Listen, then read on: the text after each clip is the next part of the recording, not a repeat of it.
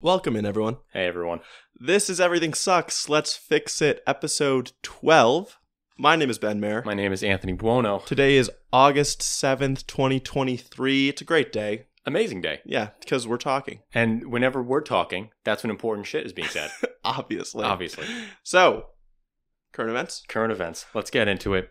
I think we should start with the Fitch downgrading the U.S. credit rating. Yeah, I think we should. Go ahead. No, I got to give you credit, man. You said something about this a little while ago during the French debt dispute and how large financial institutions and credit agencies were threatening to reduce France's credit rating because of their inability to reduce their retirement benefits and adjust their debt to GDP ratio. I was like, dude, now that'll never happen in the United States. Well, I was wrong. It literally just did. It's so funny. I texted Anthony about this the night, immediately after, as I was walking home from the last recording of the podcast that we did. So this has happened, like a week ago now? Yeah. But it seems really important. So what happened is Fitch, which is one of the big ratings agencies, downgraded U.S. government bonds from AAA rated to AA plus rating, which is the smallest downgrade you can do. But it's still kind of a big deal because for so long, the U.S. government bond has been viewed as the safest security that anyone could really hold on to, right? And now this means we're not quite sure that the U.S. will be able to pay back the debts that it's incurring by giving out these loans. Yeah. What's killing me is the metrics that they used, right? The main reason that they reduced the credit rating is because of the debt standoff that we just had. Mm-hmm. And that got too close to comfort for this financial institution, which I don't blame them, right? They're looking for institutions that they, entrust with their high credit ratings to be worthy and willing to be nimble to pay down their debts. Mm-hmm. And the U.S. was not nimble. We left it to the last minute. Yep. We were barely timely, and you kind of reap what you sow. Yeah, and this is becoming a pattern, Mm-hmm. right? If this was the first time, then it would have been fine, but this has been happening for at least a decade and a half now. I mean, the 2011 standoff fight is, burned into political nerds' memories, Mm-hmm. and the U.S. also faced credit rating scares during that time, Yep. so it makes sense for it to happen again, but the Biden administration was totally thrown off guard. Janet Yellen kind of freaked out. She calls it arbitrary. Mm-hmm. She's like, this is meaningless. Yeah. Well, she's like, why would they do it now when this debt ceiling standoff happened months ago? And that's why I feel like it's important to talk about how it isn't just these debt ceiling standoffs that motivated Fitch to downgrade. It cited increasing polarization, making it harder for the U.S. to govern, which we talk about all the time. Yeah. I completely agree with. It talks about their inability to cut down on Medicare and Social Security spending, the entitlement benefits, which we also see even in the political rhetoric. Like, neither side is even really allowed to talk about. That's the third rail. Those. You touch that, you die. Yeah. You can't touch those things. Yeah, but the truth is they're a massive burden to our system. Something needs to be changed in how we fund them. Mm-hmm. Otherwise, they're not going to be sustainable. But what kills me is they should know that already. Like, they should have it modeled in their financial models, like when Social Security and Medicare become problems, right? Sure. So that should already be baked into their analysis. So I take it, I'm frustrated that the January 6th everything with the election, Trump fighting back against the election results, destabilizing our government, is now having actual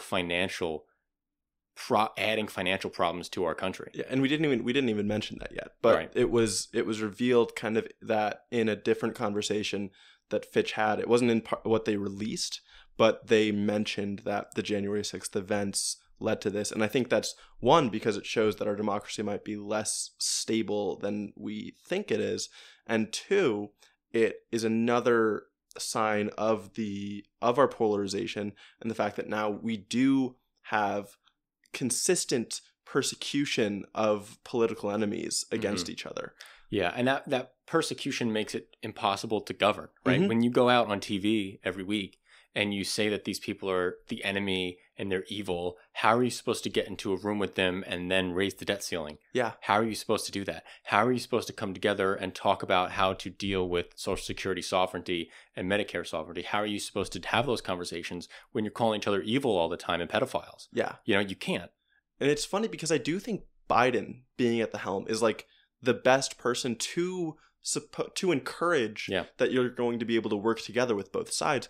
But the Freedom Caucus, the far right, during these debt ceiling standoffs was so vocal about how they were completely willing to let the U.S. default on its debt, right? So when that's happening and you already see that wing of the Republican Party has more control, is really the dominant body of the party, then an agency should look at us and think, oh, they'll totally just die on this political hill. And that dynamic is also, it's radicalized even since 2011, right? Mm-hmm. So during the 2011 fight, the Republicans and Democrats, yes, had a standoff for the debt limit, but no side was realistically saying we're going to default. Mm-hmm. That wasn't rhetoric coming out of the Freedom Caucus at the time, really.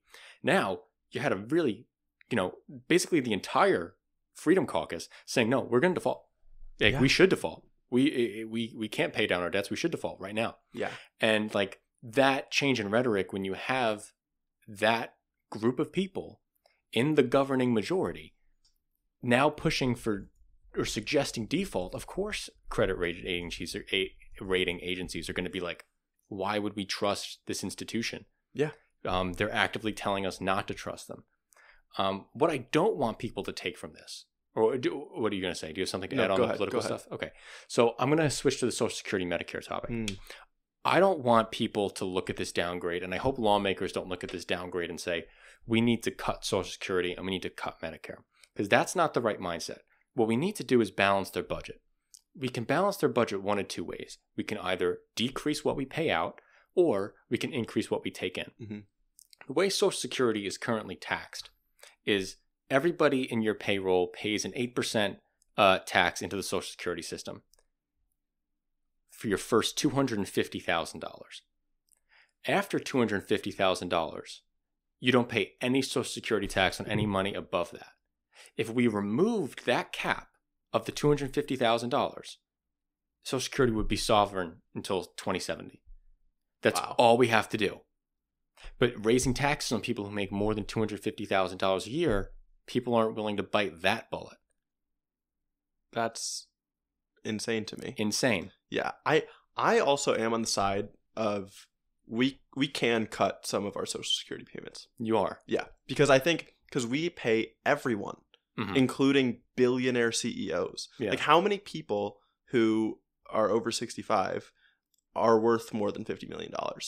Those people don't need $70,000 a year in Social Security. Mm-hmm. And I'm not sure how much it would save. I haven't looked into the data. And this is kind of anecdotal because I just saw a billionaire on CNBC in a conversation with Elizabeth Warren suggesting this. And he was saying, like, I get $3,000 a month and my wife gets $1,000 a month. I think it was the CEO of Home Depot from Social Security.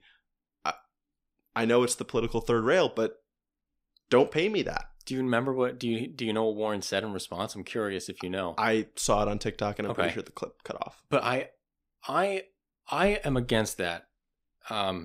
For basically the only reason is I'm for universality in my politics. I want systems not to feel like they are being tested, not to feel like you have to earn them, but that they are like you're right as an American. Okay. The same way as we'll talk about with healthcare, everyone should have access to the government plan, even if you're a billionaire, because it's the government plan. A billionaire should be able to go to public school, even though he could pay to send his kid to private school. I want my tax dollars sending him to this school for the same reason. So what this reminds me of is in Stiglitz, one of the last chapters, he was talking about having a public option for a lot of these things. And I feel like that's maybe a good middle ground to have here. It's not everyone has the public option, but maybe the people who opt out, and instead, like for Social Security, someone who opts for a private plan. But what do you mean by opt? Like they still have to pay the Social Security tax, even if they don't receive it? Or you're saying that they don't have to, like, because what do you mean by opt out in that sense? No one's just going to say, don't give me the money. I mean, well, it could be like if you sign up for a private plan, it means you're foregoing the public plan. But if are you still paying the tax for the public plan? Perhaps. No, who would do that? Who would pay the taxes and then forego the benefit? I think a lot of people. Because if you're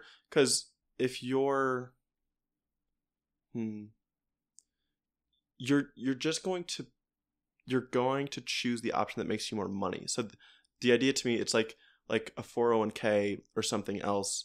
It's either you can choose Social Security is going to be your income when you're retired and over 65, or you do a 401k private plan or something like it to fund your life after that point. Okay. And a lot of times the 401k type of thing will be better income. But what about when like you're in the middle class and you do like a 401k and Social Security combined, right? And then that's your retirement plan. Is your 401k say pays you out like half of what you can live off of, Social Security makes up the other half, right? Do you think that you should only have a 401k or Social Security and then by opting in or out, or how does that? Yeah, I would think so. Okay.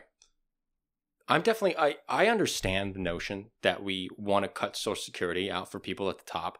And I could be swayed to that position as long as they're still paying the same amount of taxes. Sure. Because I would be afraid of saying, Bill Gates, you don't have to get Social Security. And we're also going to not have you pay the tax. Because the way that we currently think about Social Security is people like to think of it as a retirement plan, not as a welfare strategy. Yeah. Right? People want to think of it as like, oh, this is my Social Security account, right? But that's not really what it is. It is a direct transition, direct transmission of wealth from me to the 65-year-old person. And it only works because the people who will come after me will pay for me. It's not like that money is sitting around waiting for me when I retire. Yeah. Right? So keeping that mindset of like, or trying to eliminate that mindset of, this is something I paid into and it's mine. It needs to be something like, this is something I'm paying into for the current generation of old people. And I don't want it to be that dynamic. So that's what I'm saying. When a rich person says, I don't want Social Security anymore, as long as they're still paying the taxes, I think I could be fine with that. Okay. Yeah, I would definitely want it that way. Yeah. I do see the argument of this is going to hurt national cohesion. Yeah. Like it's just going to be another sticking point to be like, why do I have to pay that tax if I'm not going to get a benefit from it? Yeah. I think like and that's why the universality I think is important. And I like the universality of systems throughout all the different realms of government, with school, with healthcare. In a perfect world, I mean, public schools, like in a perfect world, Donald Trump would be sending his kids to the same school that my kid's going to, right? In a perfect world. So that type of stuff. But that is the Fitch downgrading our credit rating.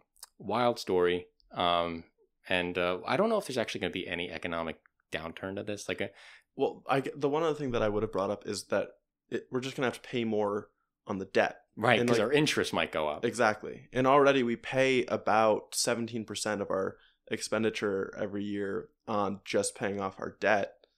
And I don't know, as liberals, you've mentioned before toying with the idea of minting the $1 trillion coin and using that to pay off our debt. I'm somewhat more interested in it at this point. I think it's kind of foolish and undermines the position of liberals to say they don't care about the debt. Totally. Because 17% of our government's expenditure would be incredibly valuable to use somewhere else. Totally. So it is something that I think is important and you should pay attention to. And I am totally okay with a gimmicky solution like minting $1 trillion coin. I know there are concerns that it'll cause rampant inflation. And I was just watching an interview with someone who was saying, like, economists think that it will make people look at their money and say, oh, this doesn't mean anything because look at what they just did to pay off the debt. But I just don't think that's how people work. I also don't think people would even know that they minted the coin. Exactly. They wouldn't even know. Yeah. Right? What percent of America would actually know that they minted $1 trillion coin? And then how many people would know what that means? Yeah. And then suggest that their money doesn't mean anything. So I don't really agree with that. I don't either. I do think that liberals need to tackle the debt. I think liberals have to accept that the debt is a problem for the perfect reason you just outlined. 17% going to interest? to interest, think about the amazing social programs we could do. Yeah. If that wasn't a part of our equation. 70% is almost $1 trillion. It's probably about $800 billion. That's the same as our defense budget. So, like, you don't criticize how much we spend on defense and then not care at all about the debt just sucking so much out of our budget. Yeah, now look, I'll give credit to liberals where they earned it, right? The Inflation Reduction Act raised taxes on corporations. Yes. The Inflation Reduction Act raised taxes on stock buybacks from corporations. And these are all amazing things that I'm really happy about. And through that, we might be able to see more revenues come in. The deficit is shrinking under Joe Biden from the COVID-19 highs that we saw. And we're pretty unique in that. I mean, the United Kingdom is still having a ballooning debt. The GDP ratio, the United States is coming down. Yeah. But I definitely think we need to get it down faster for sure.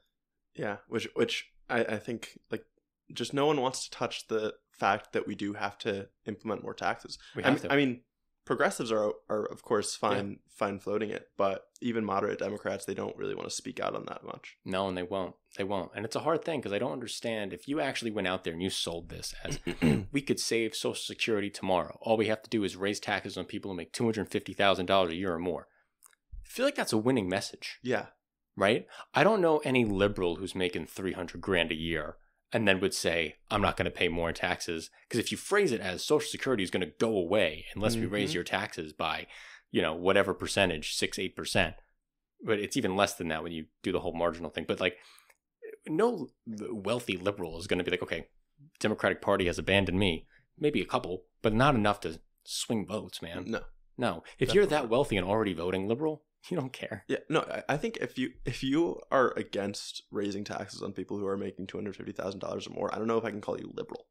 True. Right. Then you're not a liberal. No. You might be pro-abortion, but you're not liberal. Yeah, exactly. Right? Not economically, at least. Yeah, and that's, oh God, what a nightmare. Okay. Let's talk about some more good things Biden's doing. Because huge Biden guys on the show. Huge Biden guys. It's actually so funny because I was a Bernie guy in 2020. I was a Bernie guy then, and I'm a Bernie guy now. But damn, Biden's making it hard to hate him. Like, oh, I definitely don't hate him. I know, and that's what's so crazy to me because it's like, he's so unpopular in all these polls, and I don't understand how. Because I'm sitting here like reading what he's doing. I'm like, this is not terrible behavior of a president. No, I really think progressives have been misled about his moderacy. Totally. And it really just goes to show how very, very few people dig to see what's actually going on. True. Right? Like, everyone has some kind of media outlet that is filtering everything through a certain lens to them. Absolutely. Okay, so now why are we jerking Biden off here? Here's the reason. Biden administration is restoring a gutted labor law that was from the 1930s, but Ronald Reagan just eviscerated it in the 80s. So what's this law that we're talking about? It's the Davis-Bacon Act. This law was introduced in the 30s as part of the New Deal and during the Great Depression by FDR, and it was to set labor wage floors across industries in certain areas to kind of have understanding of the prevailing wage. Almost think of it like a sector-wide minimum wage, right? Mm-hmm. But it was specifically for construction. And the change, during the 30s, it rapidly raised the construction worker salaries. It increased the power of unions because now unions were able to now easily organize. And overall, the middle class saw massive benefits to their salaries. Mm-hmm. During the Reagan administration, they did some differences that cut the Davis-Bacon Act basically to nothing. The big one was the definition of a prevailing wage. So prevailing wage used to be that around 30% of workers in an area were making at least this, and then that would be considered the prevailing wage. Reagan raised that to 50%. He limited the importation of urban rates for projects in rural areas, keeping rural people from making more money. Yep. Unbelievable to think about that dynamic, right? Yeah, it's just so blatantly discriminatory. Like, I know. Yeah. And those are his voters. It's the rural base that voted for Reagan, and now he's completely getting rid of their bargaining power. Yeah. He limited the use of wages paid on other Davis-Bacon Act covered federal projects.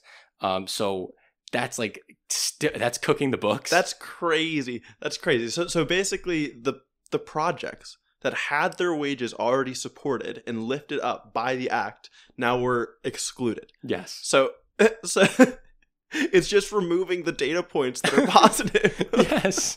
It's like, it reminds me of being in like chemistry class and being like, those numbers don't work. Yeah, it's like when you're doing like a stats thing and you're trying to get a line of best fit and there's just no correlation at all, and you just take out the shit that doesn't Which fit. are those outliers? Yeah, exactly.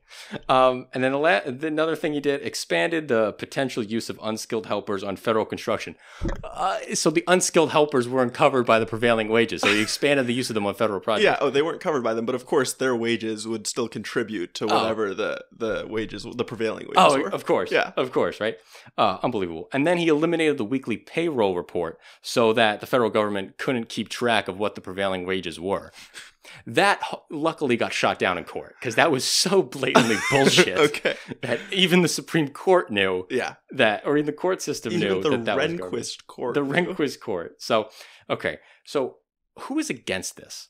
Well, the Associated Builders and Contractors, ABC, a trade group that fights unionization, will probably file suit as soon as this week. Mm-hmm. The Department of Labor could be forced to defend the ruling for years, but it will still be in effect while they're defending it. This fight might go on for 10 years in the court system.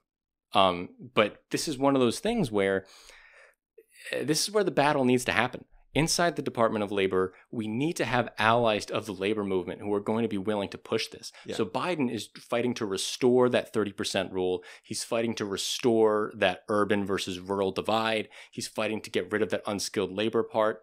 And, that will help specifically people in the South and the Southwest. Those people who are currently under really hard working conditions with the heat waves we've been talking about, currently have way lower wages compared to their northeastern and northern counterparts. So this is directly helping them. Yeah.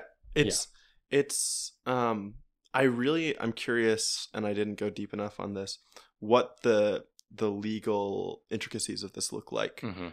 Because I would think that if Reagan, as an executive order, changed all of these rules on the act, then Biden should very much be able to change them back. Yeah. But I'm not sure that's exactly what happened. I don't know if Reagan was able to get these changes made through Congress. So we will have to follow. No, we're going to have to. I'm not a lawyer, so I'm not going to know. But, I think like Biden will eventually be successful on this. It just depends. The courts are political, guys. So it just depends on who is able to stack the federal courts more effectively, the Democrats or the Republicans over the next decade. Yeah. The courts are political. It is what it is. Yeah. But now this plays into what we talk about all the time, semiconductors. So semiconductor production going on in the Southwest. These high-tech electronic manufacturing hubs are seeing a massive boom in construction. And he's trying to get this Davis-Bacon Act being applied to all those workers now. Mm-hmm. And we know that some of the working conditions there have been horrendous. Mm-hmm. And people are already being underpaid there. Mm-hmm. And so this is going to strengthen union possibilities in that Southwest. Are you worried at all that developers will back out? Back out? No. It will cost more. I mean, there's no doubt. There are unions who say that it doesn't actually cost more when you take into effect, like, since higher paying union jobs create a more active labor constituency, there's a good cycle of people wanting to become construction laborers because now the pay is better, so you have a more easy supply of workers. Yeah. So there's like an argument there. I don't know if I agree with that. I think definitely the cost of construction goes up. Yeah. I don't think that's necessarily the worst thing. I don't see them backing out. I don't care if the costs go up. Yeah. I want the costs to go towards workers' wages. I just do hope. I mean, this is always the balance we talk about. Always. Right? Development versus fair wages and good treatment of workers. And this is the problem of the tension between capital and labor. Always. So this is one of those things where it's gonna be a wait and see. Mm-hmm. But I am hopeful that these projects continue. I do think it still will be much more profitable for these chip companies as well as any other like housing developers to still have these projects go through, especially in the Sun Belt, right, Yep. where there's already booming populations and everyone wants to move there. And we talked about last week, there's massive construction going on Yep. in the Southwest, that we see rents decreasing very fast because of the rapid construction going on there. Yeah, Yeah, and what I just like to see is a president who's on the side of labor for once. totally. Like, that's just such a departure from what we've had over the last 40 years. Yeah. And, Joe Biden is the union guy. Yeah. And there's just no getting around it. He is. And it's just great to see. It's fantastic. You know what else is great to see? What Joe Biden is doing in the agricultural sector through the Inflation Reduction Act subsidies. You tell him. Yeah, damn right. The Biden dick riding continues, people. So we got a headline from Politico. Farmers have bought into Biden's climate program. What is Biden's climate program having to do with farmers? What is the connection here? Well, Biden officials have pumped $3 billion into subsidies for farmers for them to plant sequestration. What is it called? Yeah, carbon sequestration crops. And these sequestration. Yes. Really? Paragraph 3. Sequestration. Oh man, I wish we cut that out. Sequestration. What did I say? Sequestration. Oh. And then you said it again, and I'm like, no. Oh, no. Okay. Okay. So can you say it again? Sequestration. Thanks. So the carbon sequestration, I can't say it. You have to. Okay, those plants. Yeah. In the dirt. In the dirt, those things that you put in the ground, they are designed to suck carbon out of the atmosphere. And during off seasons, Biden wants to pay farmers to plant these crops and to suck carbon in from the atmosphere. And there are some estimates. What? Well, I just want to be clear. This isn't the only thing that's being subsidized. This is an example of some kind of agricultural R&D that is what is in general being rewarded and incentivized here with this $3 billion. Yes. This is not all of it. But I think this is the good example, because we always talk about carrot versus stick. Yeah. Right? That's your big thing. You always talk about carrot versus stick. Are we going to beat them into doing what we want, or are we going to benefit them for going the right direction? And during Biden's presidency, they chose the stick. During Obama's presidency. Yes. You said during Biden's presidency. Oh my God. Okay. This is going to be great. This is going to be a funny one, guys. Yeah. So during Obama's presidency, he used cap and trade approach. And cap and trade approach limited what farmers could do. And then if they went over a certain thing, then they were taxed and penalized for it. Mm-hmm. The farmers hated that and naturally punished Obama at the ballot box for it. Yeah. And we're mad at him. It makes so much sense. Like, just thinking on a human psychological level, we talked about the global food industry 2 weeks ago. And you talked about how these farmers are often some of the poorest people around, right? And they're the ones growing our food. Like, they are sustaining the population. So to get the stick, even though you've been doing this thing that is what allows people to live, of course you're going to get upset about that. Yeah. And to instead be rewarded and kind of led towards a more productive direction, everyone's on board with it. They're kind of like they're buying in the farmers. They're saying, we know that you're struggling and this is going to be the new path forward and you're going to be in on the green revolution. Yes. Right. And so what scientists are estimating, I shouldn't say scientists, the USDA is estimating that it could be the equivalent of taking 12 million cars off the road using these sequestration plants. There it is. Okay. Yeah. So what these things do, they plant them during the off season, sucks in carbon, then they harvest them all out, and then they plant in their corn crops or their soybeans or whatever they're actually farming. But there are issues from this. Stanford University Center of Food Security and the Environment, because we're big on the food security, all that stuff. Mm-hmm. They found that these cover crops, specifically when implemented poorly, can reduce overall crop productivity. Yeah.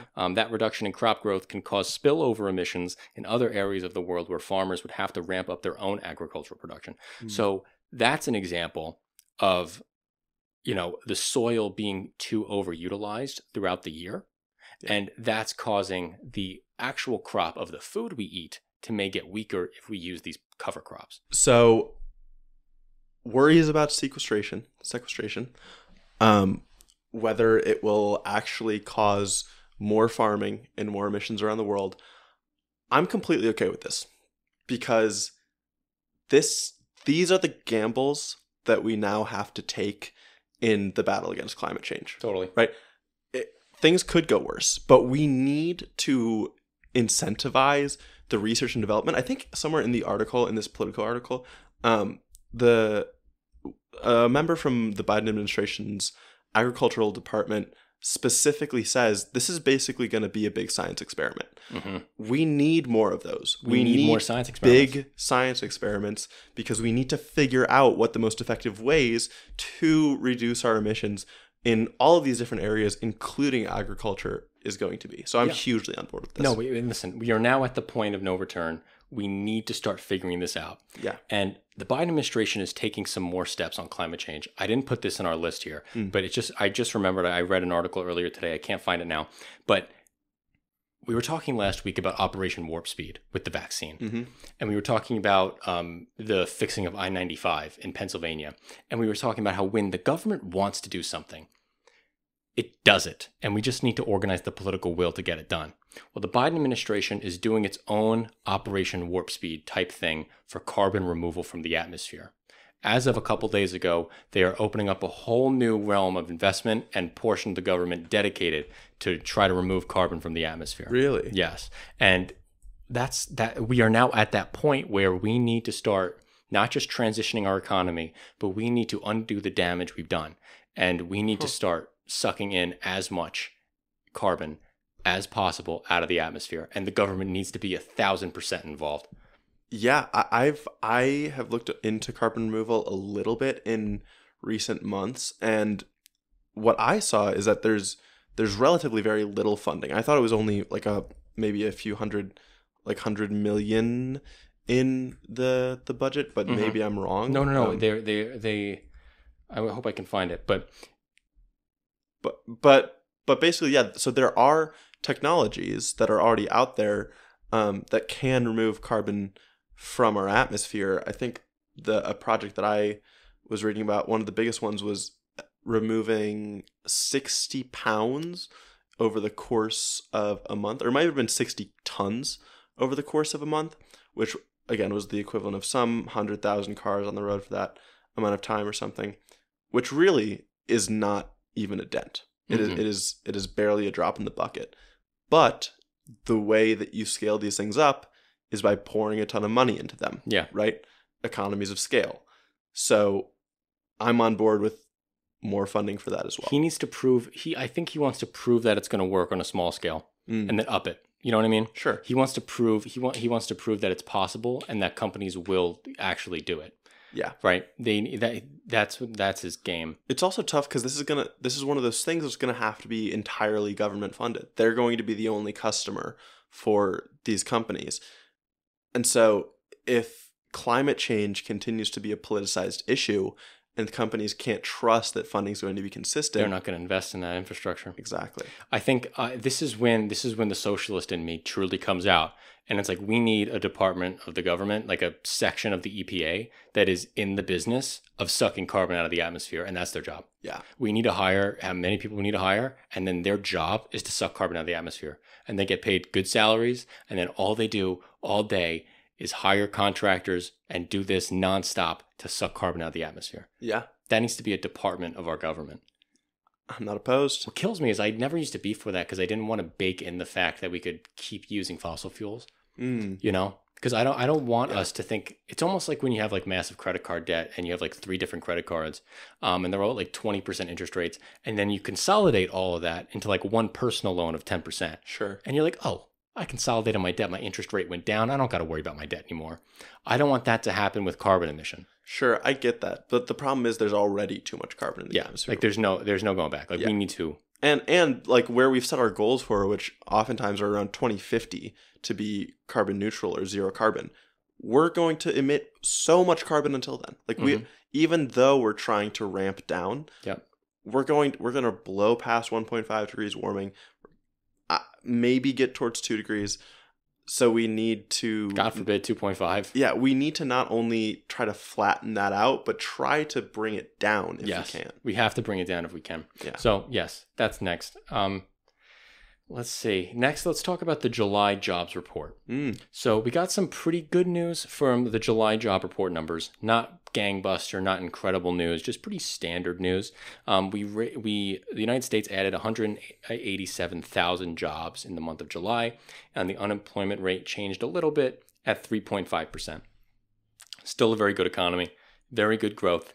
We still see like kind of plateaued since January. We had a slight spike in May, but overall we've been huddling around that 200,000 a month job number for the last 6 months.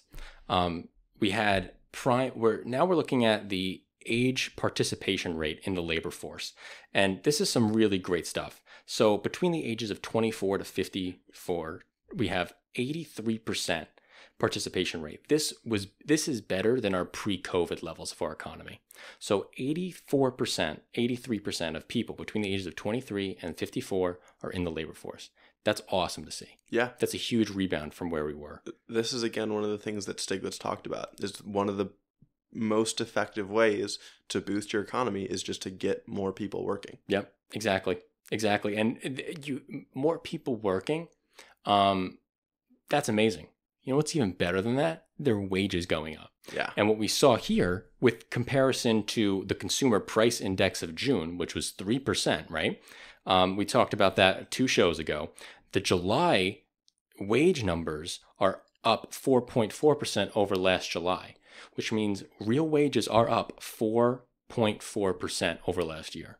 We are heavily outpacing inflation. Real wages are up. That's what you said. But I'm seeing average hourly earnings are up 4.4%. Does that mean real wages, or wouldn't it be that hourly increase minus whatever inflation was? Real wages are up for sure, because real wage increases. Oh no, I'm sorry, you're right. Real wages are up 1.4%. Yeah, and the average hourly earnings are up 4.4%, but the real wages are up 1.3. Yes, okay. which is huge, especially considering the political rhetoric that has been that we're in this high inflation environment and the economy is struggling, and it's just blatantly false. The data doesn't support it. No, and last month it was only up 0.1%. Or 0.2%, right? Now we're up 1.3%. Thank you for correcting me on that. So that's awesome. That means like we're coming out of this inflationary spiral, and people in the polls are saying that they don't approve of Biden on the economy. I think this was why. I think that this can explain a lot of it, actually. They haven't seen their real wages go up in a few years. Do you think so? I think so. I think so. I think this is if this trend continues, and because this is a lagging indicator, you know what I mean? I suppose. It's hard for me to draw from like this really general, high level, big picture look at the economy to think of individuals like thinking that their own wages and purchasing power is tied to something that Biden is doing. Is that true though? Because every time the gas changes at the pump, everyone blames it on Biden. When eggs go up, they blame it on Biden. So I think people might give the president more. But those are. I think you're right. I think prices are more likely to be attributed to the president than wages. Just because when I think of wages, like it's such a employer-employee relationship. Yeah, it's such an individual thing. It's like if I am able to negotiate a raise, I don't feel like that was like Biden got me to do it. Right. I guess it is almost like one of these things where if you're experiencing something positive, you're not going to attribute it to someone else. If I get fired because my company told me like we have to cut back, the money just isn't there, like the economy's hurting. Yeah. Then I'm going to blame someone else, right? But if it's I got a raise or I switched to a different job and I got a raise there, it's hard for me to think that people actually are going to be like, no, listen, that makes sense. I do think like I want to see this. I want to see the numbers play out. I agree. I want to find out if this is going to be a lagging indicator or not. If it's not, this says a lot about our country, right? If real wages being up don't make a president approved of on the economy, what can make a president approved on in the economy right? So that will be a difficult challenge. Yeah.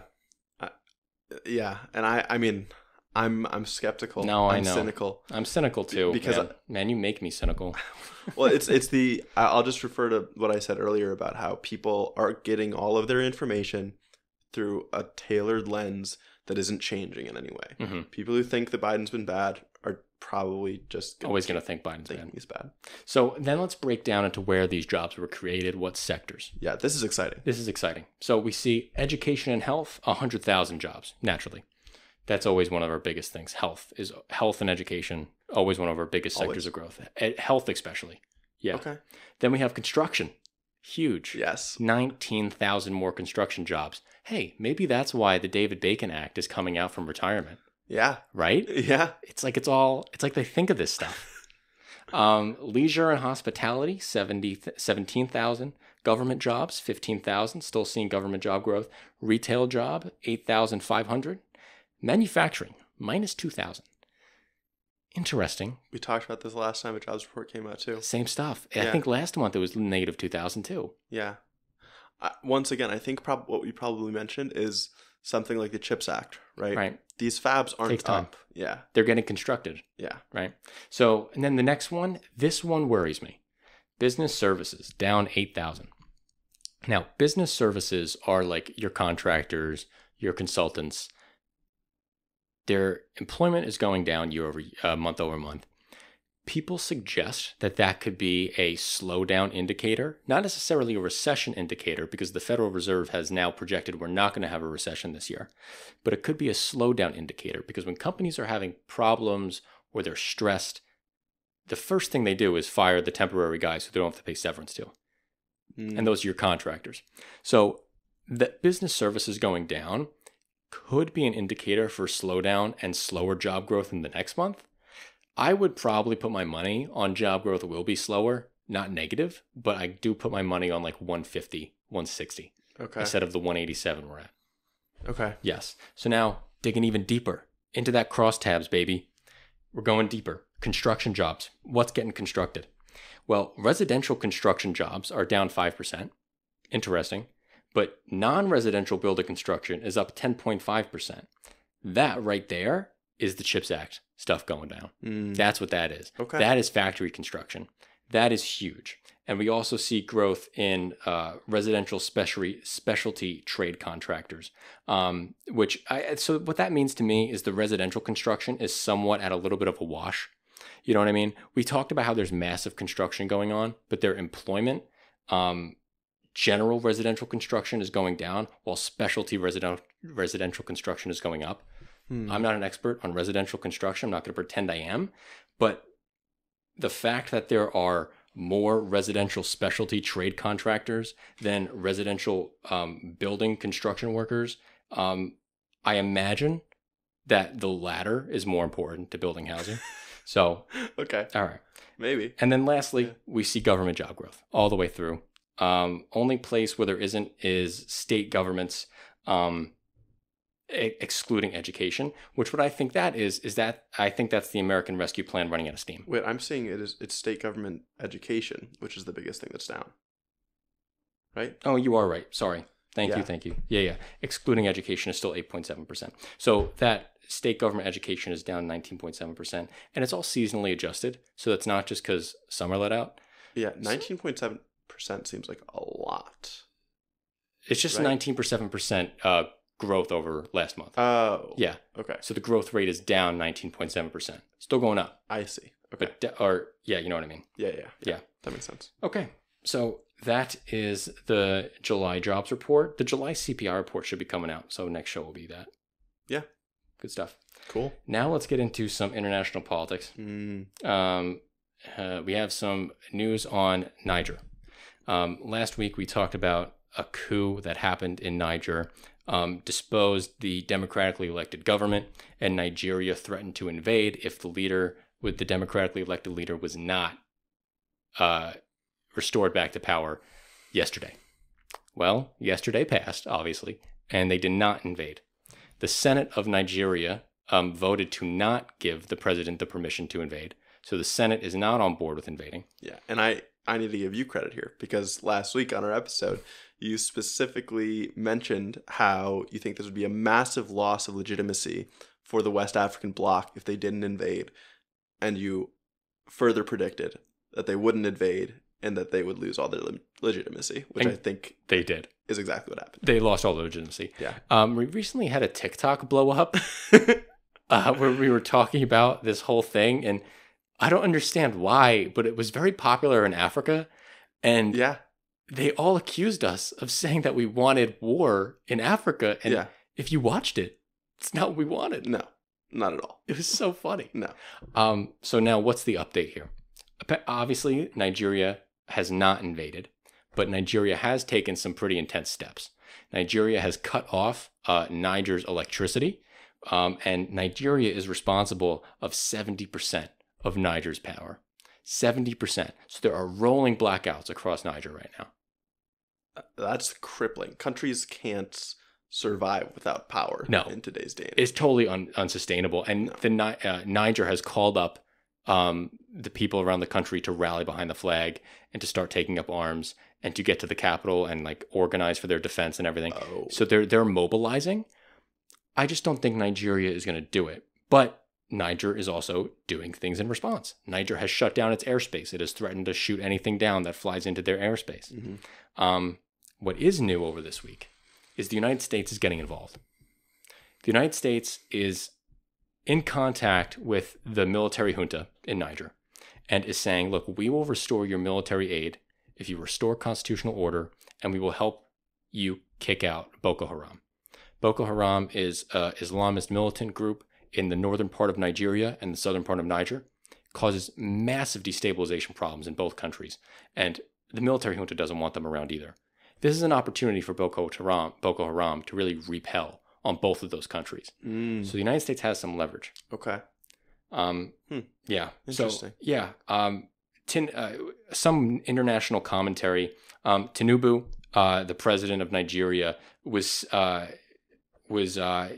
said by foreign advisors and foreign analysts saying that he miscalculated the entire situation, that Tinubu rushed to give an ultimatum to the military leaders in Niger without talking to the leaders of Mali, Guinea, and Burkina Faso. As we now know, Burkina Faso, Mali, and Guinea all supported Niger and said that they would come to Niger's defense. Tinubu had no idea that was going to happen. Okay. And they were not prepared for the leader of Nigeria. Yes, Tinubu is the leader of Nigeria. Okay. And he did not know that they were all going to come to Niger's defense. So it totally undercut his entire position. Not only that, Algeria and Chad both share borders with Niger, condemned Nigeria's idea, saying that that would risk escalating this border conflict into an Africa-wide conflict. And Algeria even said that that would be a direct threat on their country, saying that they would help Niger against Nigeria as well. So Nigeria just totally screwed themselves. Yeah. Totally embarrassing. And I'm glad that there's no war for everyone watching. Yeah. They were calling us CIA plants. Dude, a CIA plant would have more than 250 YouTube subs, okay? Yeah, they know what they're doing much more than we do. Yeah. God. Do you have any comments on Niger and everything? I mean, I'm with you that I'm glad there was no war. I'm with you that I think it is massively embarrassing on the international stage for Nigeria. I see where they're coming from to try to wield their power, but it also means that threats they make in the future now are just not going to hold any weight. So I think this is something that a Western democratic bloc kind of will just have to let go. Yeah. And, people say, like, you want to fight for democracy in Ukraine. Why don't you want to fight for democracy in Niger? If I felt, and if American analysts felt, that there was a portion of the Niger population that wanted more than anything to take down this government, this military junta, and the military junta had low approval ratings, and they were clamoring for America to come help them, then yeah, maybe we'd give them some guns and help them out. That's not what's happening. Yeah, I also think an internal coup is a much different situation than an unprompted invasion by a foreign power. Yeah, totally different. Yeah. Totally different. But I saw comments on that, like, you want to fight for democracy in Ukraine, but not in Niger. Why not? Well, that's why I don't think internal coup is not the same thing. And I don't see the desire to take down the junta as there was a desire to beat Putin. We're happy to fight for democracy in a country, but we don't want an Afghanistan situation where we are attempting to install a government that we like for years, but since no one wants it, as soon as we're gone, it just collapses. No, and we've learned better. We've learned we're not going to be tricked by ideologues in these countries that want to form democratic republics, well-meaning ideologues, but ideologues nonetheless, and are totally disconnected with the people. That's what we did in Afghanistan. We listened to Afghanistan democratic ideologues saying that they could make a democratic state out of it, and they couldn't. No. And we're not going to make that mistake again with Niger. We're not going in. Clip that, and then maybe we'll see if we get any traction so people stop saying we're CIA shills. Yeah. Jesus. Yeah. All right. Now let's talk about the not important stuff, but the funny stuff. The still interesting stuff, of I course, would say. Still interesting. Yeah. Let's start with the Trump indictment. Talked about this last week. Yes. Trump got indicted again. But again. Yeah, for the third time. But there have been some updates since, because after this third indictment, Trump instantly responded on Truth Social. And the quote is, "If you go after me, I'm coming after you." Of course, in classic all caps Trump exclamation point at the end. Yeah, it's so funny. Even though he had specifically been told, and I think he's been told at all of these indictments, like, you can't threaten anything, you can't reveal anything that's come up to you in discovery, right? So this is exactly what he did, and instantly, Jack Smith, the special counsel, requests a gag order to be placed on him so he can't talk or he can't reference the trial in public. I saw something that says that this is kind of Jack Smith knowing that Trump can't keep his mouth shut. Totally. And so that's why he asks for this order. And also, if they prove that Trump violated the conditions of his release, they can jail him until the trial. Be insane. It seems kind of clear to me. Do you think they'll pursue it? I don't think they will, and I think they won't, because I think that plays too well for his hand. I think that helps him. I think so too. If Trump goes to jail, I think his approval rating goes up. Yeah. Not just in the Republican Party, but nationally. Yeah. Until he gets convicted, don't put him in jail, please. Put him on house arrest, maybe. Yeah. Don't put him in jail until he's convicted. It feels too much like, okay, now you really are just doing political prosecution. Yeah. That's what it will feel like. It's not true. No. But that's what it feels like. So this is what Jack Smith said in regards to the protective order or the gag order. Such a restriction is particularly important in this case because the defendant has previously issued public statements on social media regarding witnesses, judges, attorneys, and other associated with legal matters pending against him. If the defendant were to begin issuing public posts using details or, for example, grand jury transcripts obtained during discovery, it could have a harmful chilling effect on witnesses or adversely affect the fair administration of justice in this case. So it would be used to, we don't want him going after witnesses. We don't want him getting the public to go after witnesses. Because a lot of what Trump does is stirs up his base to go out and send death threats to people. Mm-hmm. We don't want any of the grand jury's people to get leaked. Mm-hmm. And I don't put it past Trump to say that he wants to do that, right? I don't put it past him. I think he would release the names of people in the grand jury. Yeah. He's already said some awful things about the judge and asked her to recuse herself. He said he called Jack Smith deranged already. And in amazing, funny fashion, Trump's lawyer went around the Sunday shows. And I'm a nerd who watches the Sunday shows every Sunday morning. And he was getting interviewed by by MSNBC. I think he was on Fox. He was on State of the Nation. He was on CBS. He was on all the shows. And he was saying that he doesn't want the trial to be judged in D.C. because it's too much of a stacked jury against him. Okay, fine, whatever. D.C. voted for Biden 96-4. So D.C. is not a great place for Trump to get tried. Don't commit the crime in D.C. then. I don't know what you want to hear. But then he says that we're requesting that it gets moved to West Virginia because it's a more diverse state. West Virginia is the second whitest state. Yeah, it is definitely not a more diverse state. And the fact that they want to do that shows how desperate they are. I think that's so desperate. Yeah. And it's embarrassing. Yeah. Under what area and for what reason would the trial be moved from D.C. to West Virginia unless you're just knowing you're guilty and you're trying to get away with it? Yeah, see, I guess it's embarrassing, but no one, again, everyone's on a side. Yeah. Already, right? Like, well, what's the thing? It's like if a tree falls in the forest, no one's around to hear it, doesn't make a sound. It's kind of like that. Yeah, exactly. Like if it's the an Democrats are embarrassing already like, you should already be embarrassed, then who cares? If the Republicans are already like, there's nothing you can possibly do to be embarrassed, then no change. Yeah, who cares? Yeah. No, I totally get that. He's also asking for the judge to get to recuse herself. Yeah. The judge has been fairly hard on January 6th perpetrators in the past, so there's no reason to think that she won't be hard on Trump for this. But he's just trying to get her to recuse herself for... Of course. I mean, they're doing everything to delay, to discredit, right? Yeah. Everything. So Trump said that Trump has responded to this protective order, and he said that he's not going through with it, and he's appealing. He says, in a trial about the First Amendment rights, because I guess this indictment is again about his First Amendment. Well, that's what he's saying. Right. I don't think the indictment says that. In the first page of the indictment, he says this is not about the First Amendment. Yeah. Like right away. In a trial about the First Amendment rights, the government seeks to restrict First Amendment rights. Well said, buddy. Worse, it goes against it. What does it say? Worse, it does so against its administration's primary political opponent during an blah blah blah blah blah blah blah. So it's just them being scared, them being butthurt, upset, and I'm just totally sick of it. And I can't wait for this trial to start. Hopefully, it starts before the election. Yeah. But they're trying to push it until after, which I think would be a nightmare. Oh yeah, no.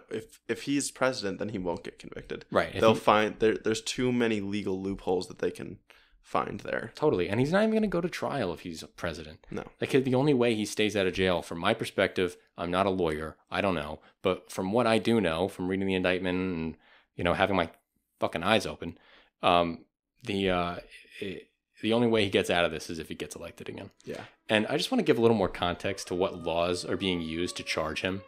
The laws were passed in 1870, and they were called the Enforcement Acts. And these were acts passed by the government specifically designed to beef up the reconstruction of America post the Civil War and enforce the 14th Amendment and the 15th Amendment. A nickname for the Enforcement Acts is called the Ku Klux Klan Acts because the Ku Klux Klan was out there killing black people so that they wouldn't vote and stopping black people from voting. He's using the Enforcement Acts by saying Trump defrauded the United States and nullified the votes of millions of people. And they're using the Ku Klux Klan Act to prosecute him. And I think that is just a perfect moment in our history. Poetic. Yeah. Hopefully one of the first president could get convicted could be done so through the Ku Klux Klan Act. Just beautiful. That would be wild. Beautiful. And now, a little bit of comedy for everybody. This is purely for Anthony's personal pleasure. I think Ron DeSantis is the funniest guy in America. I think he's so dumb. I think he's like uniquely as a bad politician. Actually, I don't know if he's a dumb guy, but I think he's a uniquely bad politician. And it's just amazing to see him in front of everyone. Well, the thing is, he just stepped out of his lane. Yeah. He had a lane that he was dominating and that he's politically done very well in. And now he's stepped into one where there's just really no room for him. There's no room, and he's trying to squeeze his way in. And so let's start with that. Trying to squeeze his way in. So donors are pissed at him because he's not making any progress. He's like down to 13% in some national polls. DeSantis is so funny. So, okay, so donors are really pissed at him because he has done so poorly in the national polls recently. He's 24 points down in Iowa. I saw some national polls saying he was only at 13% nationwide. He's doing so bad. Yeah. And his donors are pissed. One guy, Robert Bigelow, the founder of Budget Suites of America and Bigelow Aerospace, told Reuters that he explained to Ron DeSantis that if the governor does not shift his agenda to target moderates, he's going to lose his support. This is so interesting because this is exactly what DeSantis was trying not to do. He was trying to out-Trump Trump. Yep. His whole campaign has been to out-Trump Trump, and now his biggest donor is like, no one wants you to out-Trump Trump, you idiot. We want a moderate alternative to the crazy guy who's going to jail. But my question is, why did they ever expect that he would be that? I have no idea. Why would a donor ever pay something into DeSantis' campaign on that idea? And rich people are bad at money. I don't know. It's crazy. No, I don't know. And this donor has come out and said that he'll lose if he keeps going down the path he's going on. He says, I'm already too big a percentage. A lot of his donors are still on the fence. Oh, God, it's so embarrassing. It's so embarrassing. Yeah. And then he goes on national TV this week, and he gets asked if Donald Trump won the election. And for the first time, he says, Donald Trump lost. Yeah. He says it. He says those words. He does kind of give some caveats. He says still there are millions of mail-in ballots and said the election wasn't the most secure in history. He said it wasn't a well-run or a good election. I don't know what that means. I don't know. He doesn't know what that means. He doesn't know what that means. No. He's just trying to stay in the political gray area. Right. He's trying to stay in the gray zone. Yeah. He's just trying to make himself like appeal to everybody. Yeah. And when you try to appeal to everybody, you appeal to no one. That's the story of Ron DeSantis right now. That is the story of Ron DeSantis. And then he weirdly, in his desire to out-Trump Trump, he then accuses Donald Trump's FBI. Like he says that it's Donald Trump's fault for the censoring of the Hunter Biden story.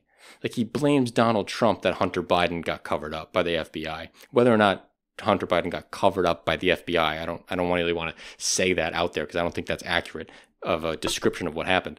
But like, again, he's blaming Trump for COVID lockdowns in this interview again, and it's like, well, no one's listening to you. The Trump's FBI censored the Biden story is remarkable to me because it just makes absolutely no sense that Trump would have any hand in censoring that. Like no one would. It's impossible to draw that logical line. Well, right. So then wouldn't that just prove that there is no connection between the executive branch and the FBI? Like, isn't that what that proves? Yeah. And then isn't that a good thing? Because then the Biden administration isn't weaponizing the FBI by the same logic. Exactly. Because the guy who currently runs the FBI was appointed by Donald Trump. Mm-hmm. So how is this, like, what's happening with these people? Their brains are rotting. The logical inconsistencies are really just piling up. No, it's just hilarious. And then the last thing with DeSantis is he was signing up. He agreed to debate Gavin Newsom, hosted by Sean Hannity. Newsom has balls to go for that. Yeah. Because that's a stacked. If there's ever a stacked jury, Mm-hmm. that's a stacked jury. Mm-hmm. And he goes in there but they're having problems about the rules. And one of the rules they're having a problem with is about opening statements. So instead of opening remarks by each governor, Ron DeSantis wants to provide a video lasting no more than 120 seconds. Newsom team offers that they want opening statements no longer than 4 minutes. Why would DeSantis want it to do it in a video? I mean, Right, because he's an awful public speaker who has no charisma, and he's going to need like 30 takes. Yeah, and no values. And that's No that's what screams to me about DeSantis, right? DeSantis doesn't want to say anything that isn't prepared. Oh, yeah. He is entirely a constructed persona for the sake of gaining political backing, political power. He's like a Lego minifigure that the Republican Party is just switching hats on. Yeah. He strikes me as the opposite of Vivek Ramaswamy. True. Who literally goes everywhere to just honestly speak what he believes. Yeah. DeSantis is the complete opposite. No, Vivek Ramaswamy is speaking from the heart. Ron DeSantis is speaking from a checkbook. Yeah. You know what I mean? Literally. Totally. Oh, it's too funny. So that's current events, guys. Next, what do we have in store? So I guess we should probably tell the audience we're killing our book club segment. First of all, we weren't enjoying it too much because I think we both kind of felt like we were more interested in learning more about the current events and in our deep dives. Mm-hmm. And it was feeling like the chapters of the books were kind of a bit of a chore. And it was a lot of research to do the show. Yeah. To do the current events, to do the deep dive, and do the book club. And it's like, we have full-time jobs on top of this. It's really hard to balance everything. Yeah.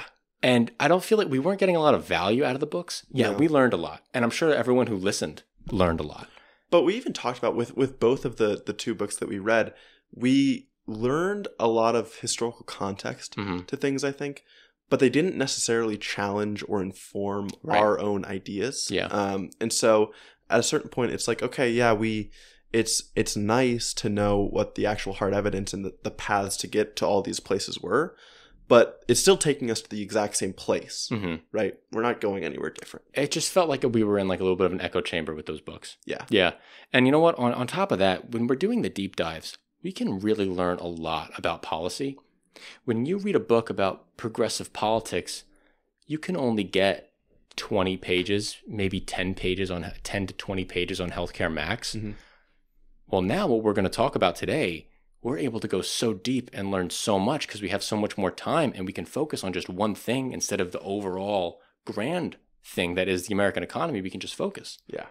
So what we're talking about is healthcare today. We've both gone super deep. Yeah. We have a lot to talk about. If you're an American, you probably know that our healthcare system is super flawed. And I kind of want to set the stage to this with a quote from Warren Buffett, who has called America's healthcare industry a tapeworm in the American economy. And I think that is a brilliant way to describe it. It just sucks money out of people. And of course, I was thinking about this as I studied. That money is going to people, right? It is paying someone's salary, but it's so often not paying productive salaries. Right. In an industry, it's non-value added salaries. Yeah. In an industry where there should be so much research and development happening, so much of the money that's in it is kind of going to waste. So I was going to start with, how is our healthcare, like quality wise? Yeah. What does it look like? It's bad. It's Horrible. incredibly bad. We have like the worst outcomes versus all comparable rich OECD countries. Yes, I want to give you some context here. For the national healthcare systems among high-income countries compared through the Commonwealth Fund, compared to 11 high-income countries, we came 11th. Yeah. We have the lowest life expectancy. We have the highest infant mortality rate. We have the highest neonatal mortality rate. We have the highest maternal mortality rate. It's pretty striking and pretty obvious that our outcomes are the worst. What's so depressing is our outcomes are the worst, but we spend overwhelmingly the most. Yeah. Like, we are currently spending how much for GDP? 16.8%, 17%, something like that? It was over 17% in 2022. There we go. Yeah, my data's from 2019. So it's 22%, what'd you say? It's over 17%. Over 17%. Yeah. The next one, the closest to us is Switzerland at 11. Yeah. Yeah. It's crazy. We spend between $9,000 and $10,000 per capita on our healthcare. Second most is between $6,000 and $7,000. We spend a crazy amount, and on top of that, we have 8.3% of our population uninsured, compared to 0% uninsured in Japan, 0% uninsured in the United Kingdom, less than 1% uninsured in France, less than 1% uninsured in Germany, less than 5% uninsured in China. We're getting beat out in healthcare by China. China is not... China has the number 2 GDP in the world because they are an enormous population, but they're not a rich country. No. Their GDP per capita is like a quarter of ours. This is absurd. This is a huge L that we're taking. And it should make everyone angry. You should be demanding more. Yeah. We are a better country than this. Yes. And we're not fighting to make it better. Our elected officials aren't fighting to make it better. No. This combination of stats should be remarkably embarrassing. Other countries should laugh at us. Yes. Honestly, other countries should invade us, change our government, and give us free healthcare. That's what they should do. Yeah. And it's just, it's one of those things where this should be a national outrage, and Americans are just I don't think Americans think that anything can be any different. Like, this is just the way it is, and they just think like there's no way it's ever going to get better. Yeah. But where does America's system suck? One of the ways American system sucks so bad is our administrative efficiency. Mm-hmm. So because these other countries have universal systems, a lot of them have single payer systems. Some of them are multi-payer systems. Some of them are totally government-run systems. But what all of those have in common between them is they have very standard payment processes. Mm-hmm. Well, in the United States, the documentation, the paperwork, the bureaucratic tasks for each patient all change based off the type of insurance that that person has. Yes. So U.S. doctors are the most likely to have trouble getting their patients medication or treatments because of restrictions of insurance coverage. Compared to most other countries, large percentage of U.S. adults in the United States say they spend a lot of time on paperwork related to medical bills. Medical bills don't exist in a lot of parts of the world, guys. Mm-hmm. We're one of the only countries in the developed world that has medical bills. Yep. Get angry. Well, this is the result when you have the standardization that a single payer plan produces, or even in these multi-payer system where they are not so blinded by the need for free markets and capitalism that they're allowed to impose some regulation Mm-hmm. on how billing is done, on how the insurance is administered. Mm-hmm. It totally reduces costs. Like so much. amazingly. I mean, and we'll get into that. How much that actually reduces costs. Yeah. But on top, and so in addition to this is the last point I have on the administration stuff. The United States and Canada are the least likely, specifically the United States. Canada is a very, very, very, very distant part from the United States. But the United States are the most likely to visit an emergency department when they don't need to visit the emergency department. They need a primary care doctor. Yeah. So America has a massive primary care shortage, which we'll get into, but they're the most likely to go into emergency centers, which are the least efficient way of seeing a regular doctor. And one thing I would say here is one of the reasons our emergency rooms are often so filled up is because we have such a terrible homelessness problem. Mm-hmm. Homeless people are the majority of stays that occur in emergency rooms. And so that there are multiple ways in which other systemic issues that we have in our country feed into this massive healthcare burden. Yeah. And that's one of them. So we're not really going to get into that today because that's a little bit too much for this it's too much. conversation. Yeah, maybe we'll do homelessness at another time. Yeah. Because that's a good topic. But it's so interesting because you mention like the people using emergency rooms too much. Generally, there's been an idea that there's overutilization in our healthcare system. And so I don't want to stray too far from administration here. No, it's okay. But there's been a general consensus for a long time that we're wasting a lot of money on healthcare and over-treating people because we have this fee-for-service model. Right. And I'll argue later that that's really not the main issue. Mm-hmm. But because that's the consensus, it gives rise to utilization management activities like prior authorization for treatment, or it encourages insurance designs that charge more out of pocket to discourage people. And what does that do? Causes more administration. It needs more administration work to handle. Yes. Right? So that's been building it up. So I want to talk about how people are saying that we're overutilizing our healthcare in the United States. We are so underutilizing what we should be doing. And the Commonwealth Fund found this. In the United Kingdom, 12% of low-income people have said that they skipped a doctor visit due to costs. In the United Kingdom, 12% low-income people. Sweden, 19% of low-income people. In the United States, half of low-income people said they skipped a doctor visit in the last year due to costs. Yeah. And this is a very unique problem. The only country, the next closest country, is New Zealand at 27%. The United States is double that at 50%. Yeah. Our health, I mean, it's a perfect microcosm of a general issue where our system is so focused on treatment rather than prevention. Mm-hmm. Which again makes sense because of the capitalism that is baked in, right? Because all of these health providers can afford to charge more for the treatment rather than the prevention, because people will skip the preventative office visits, right? But they won't decline the treatment for the potentially life-threatening problems. No, of course not. Of course not. Like, what's the price? What's the price you're going to pay to cure yourself from cancer? anything. Exactly. You'll give your leg, right? You'll do anything for it. And people are all the time. Exactly. Yeah. They're going into medical debt. Medical bankruptcy is the number one cause of bankruptcy in the United States. Yeah. Which isn't a thing in the developed world. Medical bankruptcies do not exist in the developed world. It doesn't happen. Yeah. It's just sad. It is sad. Honestly. It's the worst. And the one other thing I wanted to mention on the administration front is electronic health record systems. Oh, yeah. So this is important because there are a number. So there are three biggest players, but there are a number of other players in this space that track medical records, and they all work where there's no communication that can happen between them because they want to lock their clients in to only using those systems.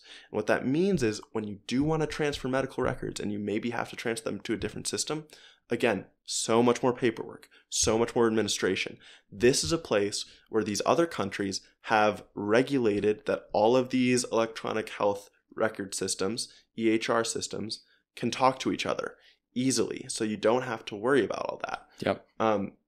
And again, I'm just going to keep hammering this home. It is our government's reluctance to play any kind of part in this market has allowed this to happen, which is burdening the consumer enormously. Right. This is all a choice we're making. Yeah. This is all a choice we're making. Totally. And that's what I definitely want to hammer home is all of these things are choices. I'm going to read off another stat here where it talks about preventable mortality deaths per 100,000 people.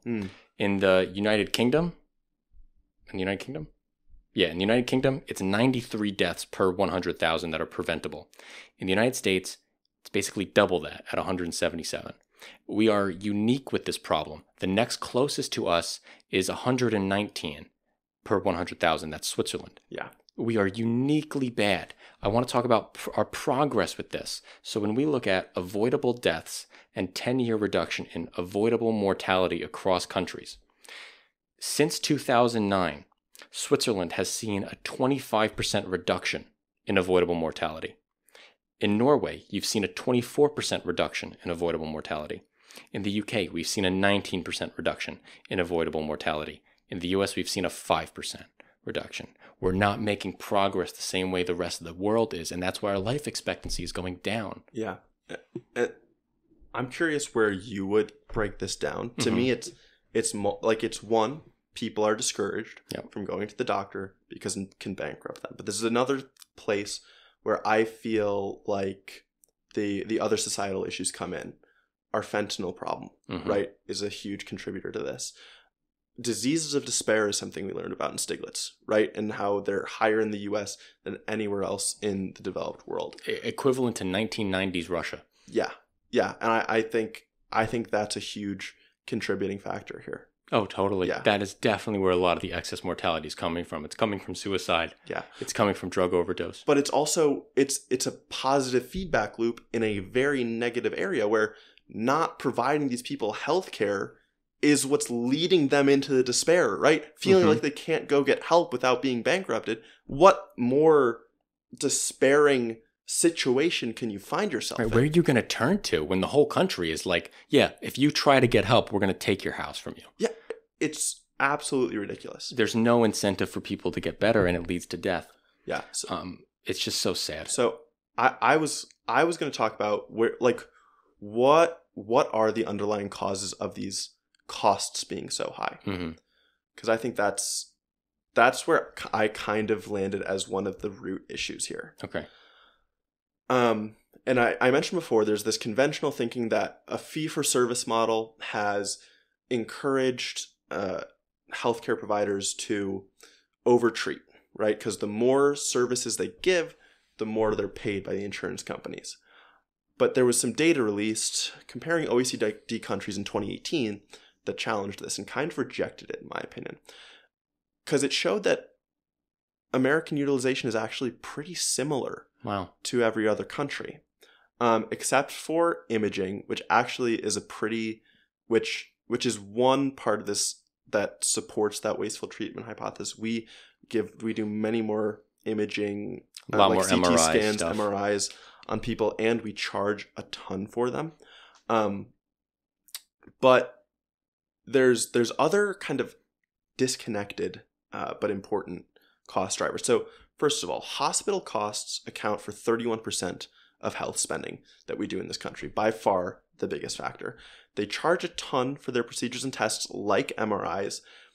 And the reason that these costs balloon up so much is because of consolidation that's been happening in our hospitals. Another thing, apparently Stiglitz is really kind of my guy for this kind of thing that's happening.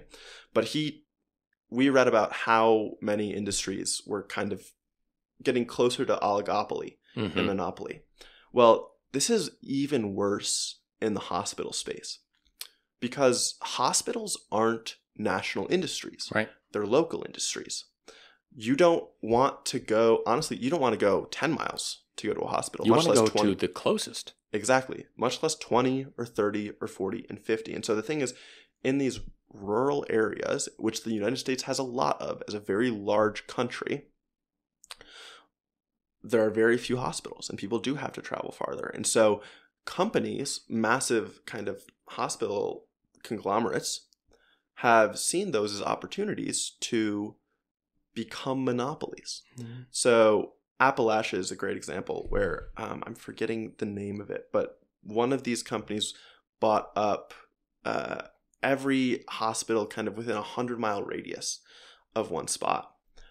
And as soon as they were able to do that, just as a monopoly works, it was able to jack up their prices. And so how does this payment exactly work?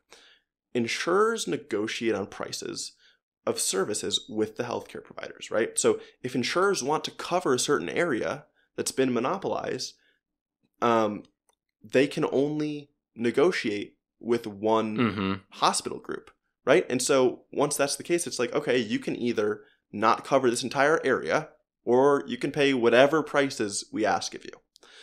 And of course, the prices that the insurers pay get passed down to people in copays and in the premiums they pay. Studies found that 75% of hospital markets are now considered highly consolidated. Wow. Biden's administration, their FTC, has blocked 7 mergers in the last 2 years. They've been on this. They've been trying to stop it, but there were still 53 acquisitions in 2022. Oh my God. It's a very hard problem to stop. And it creates a positive feedback loop because comparatively, independent doctors have very little bargaining power with insurance companies, right? And so they are incentivized to join these hospital groups, which also give them more regular hours, less administrative hassle. Right, it's an economies of scale benefit. You're benefiting from the economies of scale by joining this. Exactly. Price opacity has also been talked about as a contributor to the problem. Right, where you can't see the prices of the things that you're trying to do. Yeah, a lot of times people go and they're like, I have to get treated. It's a medical test. But honestly, that's also been kind of debunked. Yeah, like, what are you going to do? They're like, I'm going to drive 30 miles longer to save $200. Yeah, people just do what their doctors tell them. Yeah, is the thing. And the crazy thing is, and I was listening to a podcast on this, because of this consolidation, this monopolization, there are some hardcore economists that want price regulations on what these hospitals can charge. And price regulation is like the dirtiest word an economist could ever hear. Yeah. I mean, I love it. I love it too. Yeah. So yeah, that to me is kind of probably the most core reason. And then everything else comes down to, not everything else, but administration is another big part. And there are other things that a universal healthcare system would help massively with. Well, one thing I focused in on was the lack of doctors in the United States. Me too.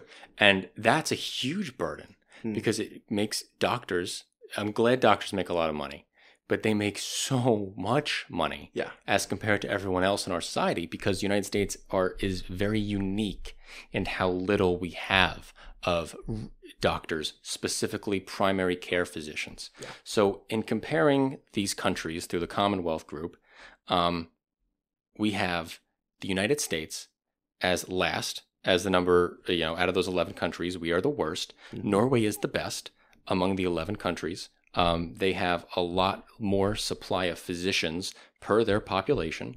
And here are the numbers. The United States is down at 2,000. What is it? Oh, no. The United States is down at 2.5 doctors per 10,000 people.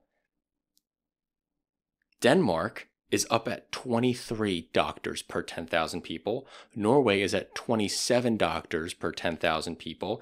All right, that's a little ridiculous. The Nordic countries are always great for everything. Let's go to the United Kingdom, where their country kind of sucks. United Kingdom, 7 physicians per each. Yeah.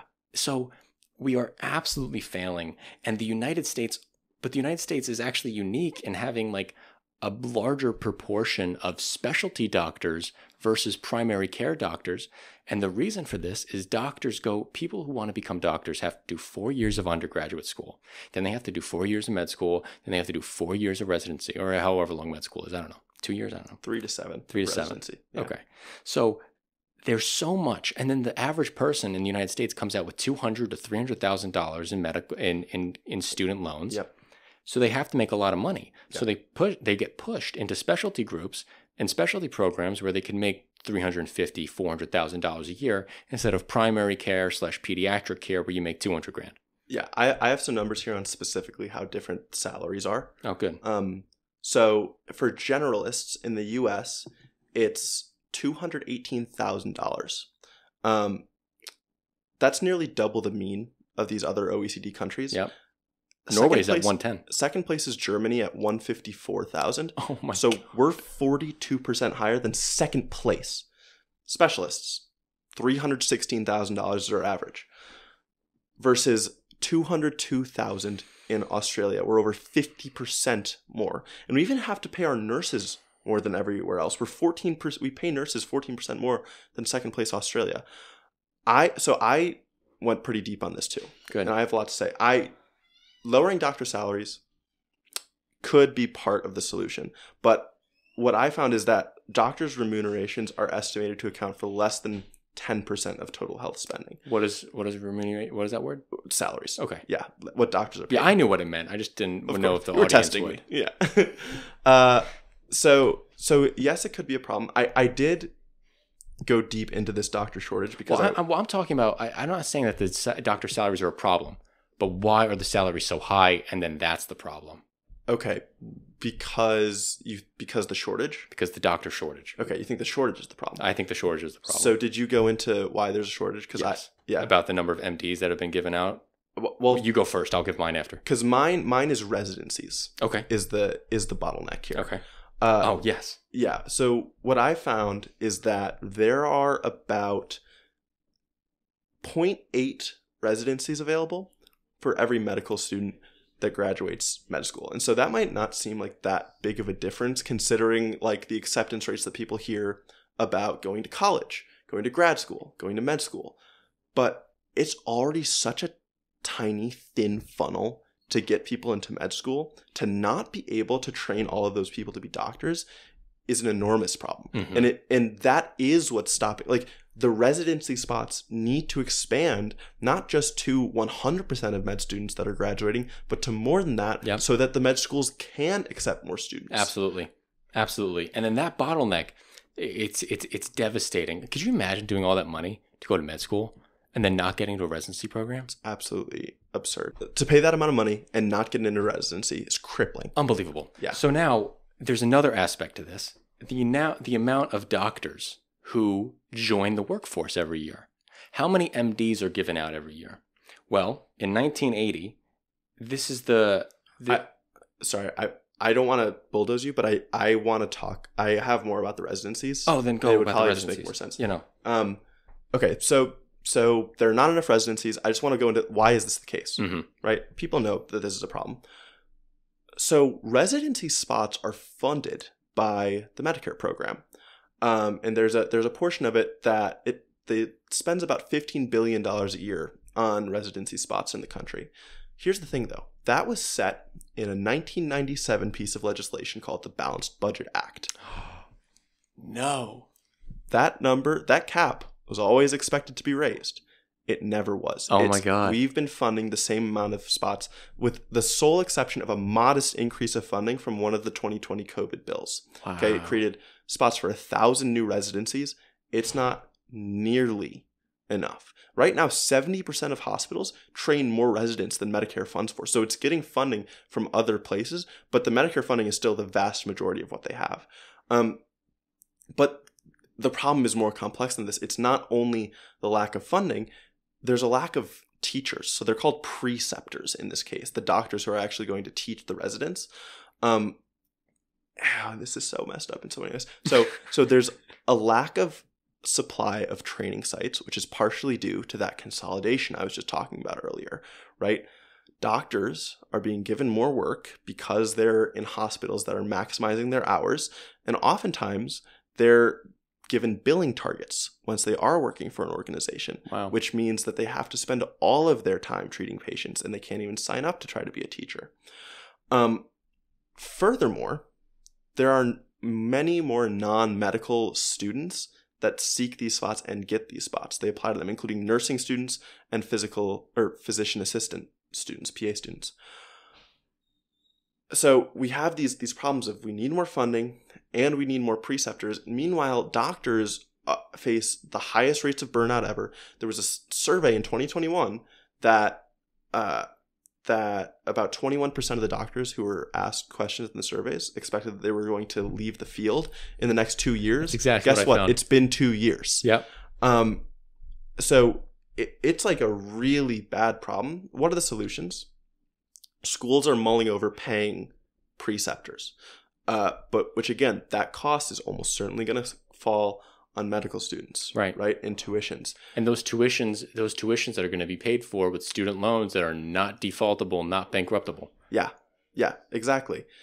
They're looking further away to send students off to training centers 40, 50 miles away, which just makes life more hellish for medical students that are already working. De-incentivizing the wanting to be a doctor. Yep, hours. The one that I really like that's already been started in a few states is offering tax credits to preceptors, up to like $1,000 of tax credits per student that's great. You teach. This has already begun in Maryland, Hawaii, Ohio, Georgia. So that is a direction that I hope more states go. Sorry that I No. I love took that. all that time, but yeah. No, that's so important. I did not know that the preceptors were such an issue at all. I had no idea. I had to get deep. I am shocked that $15 billion number for residency funding has not really been raised since 1997. No, that's truly. unreal. That's unreal. It's crazy. I mean, it's just, and then that makes perfect sense as to why this is happening.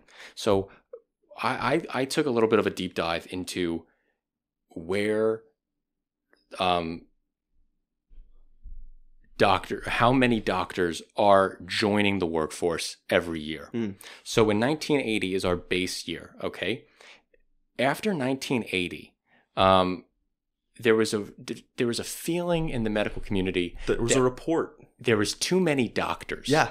And in response to this, we capped the number of MDs that were being given out over the course of like 1980 to 2005. We capped it, okay?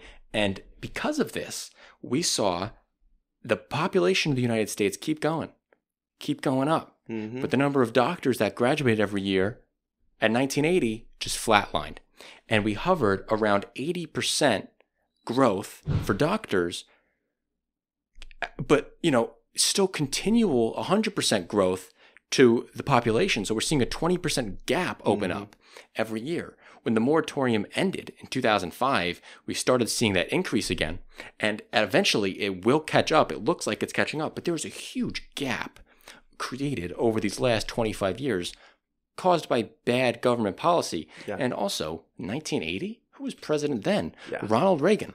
I'm sorry, Mr. Free Market guy. Why are you limiting the number of doctors that we're able to make? I don't understand what's happening. Okay, so this is a point where I want to bring in a little bit of older history, because we have a long history of thinking that we need to limit the number of doctors in this country. Really? In 1910, no shit, a document came out. A guy named Abraham Flexner, what a bitch, came out with a report which specifically advocated for having fewer medical schools and thus fewer doctors. So this came from a few places. He thought that quality wasn't consistent enough across the spectrum. And most people who are post-college will know that Johns Hopkins is like the best medical school and undergrad medical programs in the world. It came from this. Flexner used Johns Hopkins as his gold standard in the report. And so this was enormously influential, not only in tightening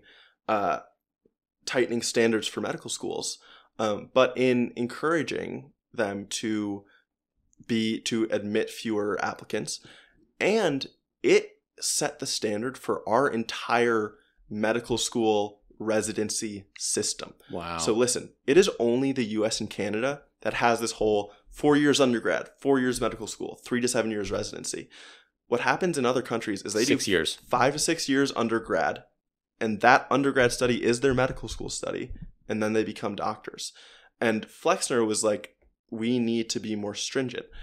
And this program is doing so much damage as far as discouraging people from entering the workforce and just removing potential doctors, even who do reach the end of certain points, who finish undergrad, who decide not to go to medical school, who finish medical school but don't have residency spots available for them. Yep.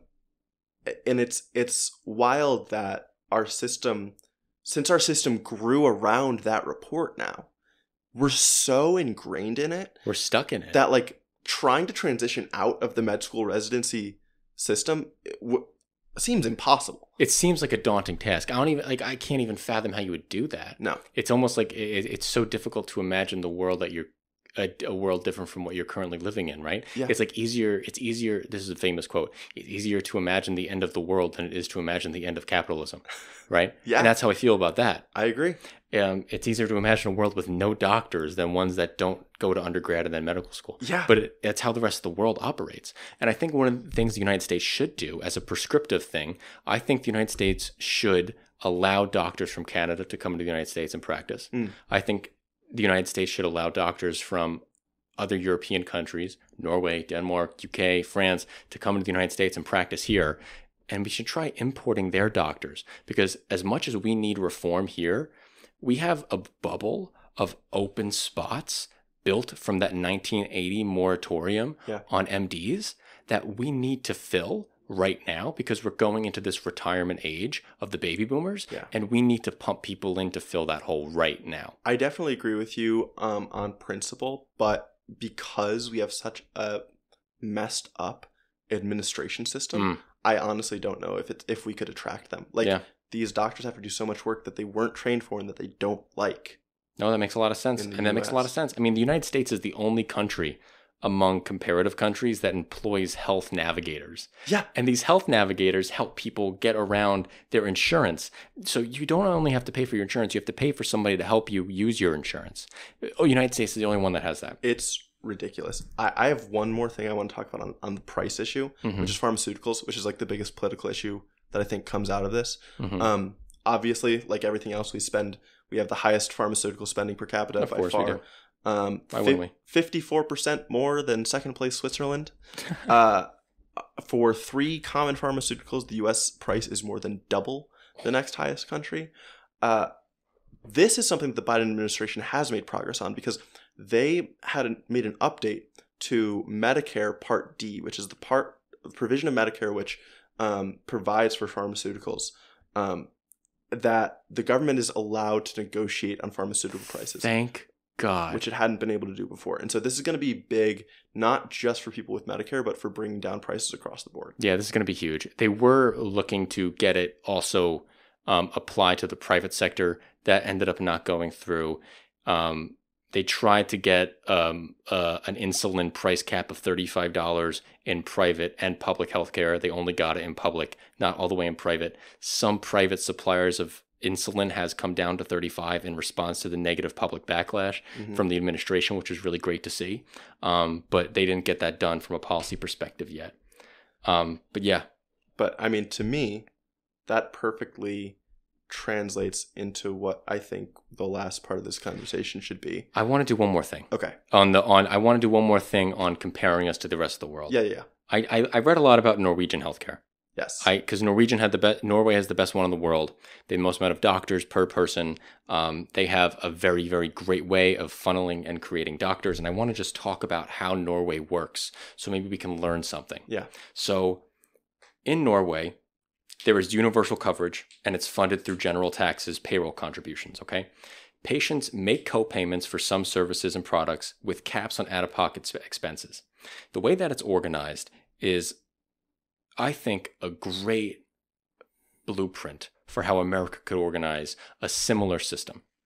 Municipalities organize primary healthcare, while national governments is responsible for taking care of hospital services, sometimes through mostly through state-owned regional health authorities. I don't think state-owned authorities will work in the United States. I don't think we have the political appetite for that. I wish we did, but we don't. But municipalities organizing primary healthcare, I think that is key to what the United States could take from this. 10% of the population in Norway does have private insurance. And the reason they do is to have quicker access and greater choice to some private providers. So there is a multi-payer thing going on here. Public option. The public option, exactly. They began the system. This is what's really so crazy to me. The system actually began in 1909. Their national healthcare system began in 1909. And this was for poor workers and their families. But other citizens were allowed to opt out. In 1956, converted it into a fully universal and mandatory right for all citizens, not just for the poor, but for everybody. And now what does it cover? It covers primary and ambulatory care, hospital care, mental health care, rehabilitation, outpatient prescription drugs, if the drug is in the national formula, preventative services, maternity care and maternity care from a midwife at a clinic, home-based care, and a word I don't know what that means, medical equipment on a needs basis, and dental care. Medicare in the United States for people ages 65 and up currently doesn't cover dental care. Norway covers dental care for everybody, and they have a GDP per capita that's less than ours. And I'd be very confident in saying that the caps on copays in Norway are much lower than what people pay for copays for Medicare. You would be right. Where do the doctors come from? Medical education programs are offered through 4 public universities. The yearly educational capacity is 600 students, and the tuition fee is about $118. $118 a year to go to medical school in Norway. In the United States, what is it? 90 grand? Yeah. Why are we doing this? Why have we made this decision? Registered residents have the right to go to a general practitioner of their choosing, assuming the physician has capacity, The average patient per practitioner, or the average panel size, is 1,120 in Norway. In the United States, it's 2,500, more than double. Okay? So, and this is what I like so much about the municipality system. The municipalities contract individual primary care doctors. And those primary care doctors are mostly self-employed. Only 6% are salaried municipal employees. They're not state-owned. Mm-hmm. They're reimbursed by the state. Yeah. But they're not state employees. Okay, so this is where the cost savings from a universal system come in. Massive. Okay, because it creates, it's a word we've used occasionally on this podcast before, monopsony power. To have a single buyer means we have kind of, rather than these massive hospital systems having all the bargaining power, our government has all the bargaining power because they're the only insurer. So they get to be like, no, we don't want to pay $2,000 for every CT scan you do. We know that only costs you $150. So we'll pay you $200. We'll throw you a bone. Yeah, exactly. And Norway is able to really benefit because of that monopsony power. Mm-hmm. And the last thing I'll say about Norway, long-term care costs, long-term care facilities. 90% of of nursing homes are funded by municipalities. Only 10% are private nursing homes, but even those are nonprofit. Yeah. When I hear all this, I just think of how much safer, how much more supported would you feel in a country where the baseline is there's always someone ready and waiting to take care of me, Yep. versus if I try to get someone to take care of me, I could lose everything I have. Everything.